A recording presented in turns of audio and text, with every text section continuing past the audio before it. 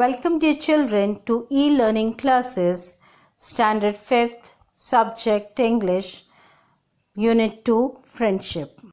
Activity 3. Given below is a beautiful story.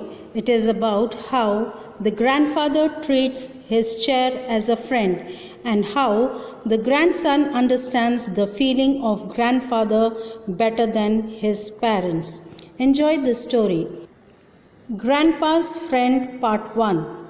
Mom, I'm home. John slammed the door and dropped his books on the nearby chair. Something smells good. With his nose in the air, he followed the sweet aroma into the kitchen. Hi, John. Home already? His mother turned around.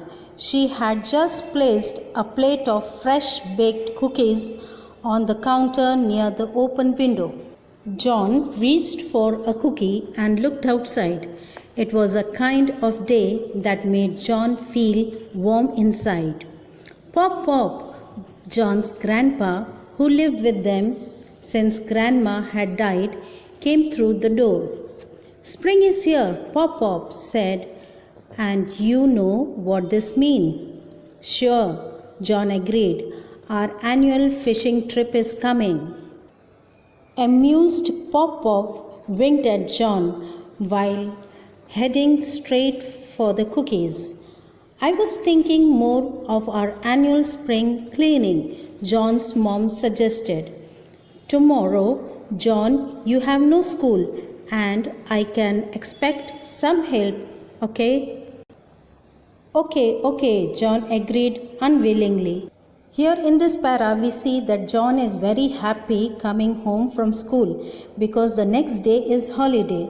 So he comes rushing into the kitchen where his mother is cooking cookies.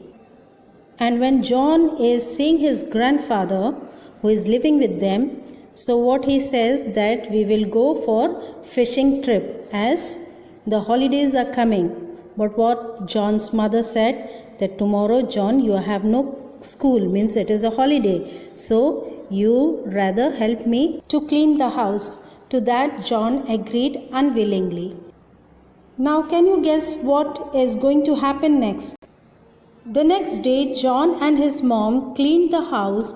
They cleaned upstairs, inside, outside until everything was spotless. Spotless means cleaned, well cleaned. Tired, they sank into the couch, means they were so tired that they sat on the sofa. Pointing to Pop Pop's chair, John's mom exclaimed, "Oh, that old chair has got to go. Well, I'll buy Pop Pop a new one." Means the chair in which grandfather was sitting was an old chair. So mother said that we will destroy this chair and we will buy a new chair for grandfather. It was true. John had to agree. The chair was unsightly, means it was ugly. It was faded and worn and in some places even torn. John, come and help me. We'll take the chair to the footpath. Tomorrow the garbage truck is going to come. As they attempted to move the chair, Pop Pop walked his way through the door. Seeing what is happening, he quickly blocked their way. "Oh no," he objected. "You can't take my chair."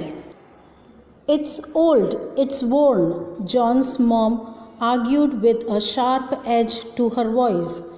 "No," Pop Pop insisted, trying to push his chair back into place. "But Pop, we'll buy you a new one," John's mom tried to convince the man. "I don't want a new," Pop Pop's voice trembled. "I give up." John's mom let go of the chair. "We'll discuss it tonight when Matt gets home." Matt, John's dad, was still at work. With a sigh of relief, the old man sank into his chair and closed his eyes. "Pop, Pop, why you won't let us get rid of the chair?" John asked when his mother left the room. It's so old. We shall see the keywords. Slammed means to close with force. Aroma, that is the sweet fragrance or the sweet smell. Amused, that is delighted. Spotless, that is without any dirt. Unsightly, that is ugly. Objected, that is opposed or disagree. Insisted means said forcefully. Convince means satisfied by argument. Sight of relief means a long deep breath when tension is over. So here the first part is finished. Read it well and then I will give you the PDF of this